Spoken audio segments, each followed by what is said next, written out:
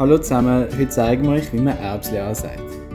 Zuerst nehmen ihr einen passenden Topf mit einem Loch unten rein und legen den Stein oder einen Tonsplitter rein, damit die Erde nicht wieder rausgeht.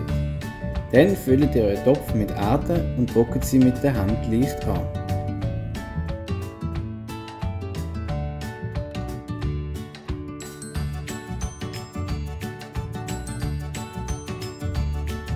Jetzt nehmt ihr euren Zeigefinger und steckt ihn in der Mitte vom Topf tief in die Erde rein.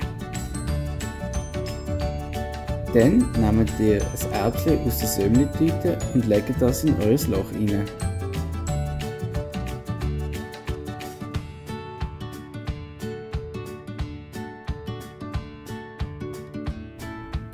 Mit der Hand könnt ihr dann das Loch mit der Erde bedecken. Dann nehmt ihr eure Gießkanne, um eure Erbsen das erste Mal zu wässern. Gebt so viel Wasser, damit es wieder unten rauskommt.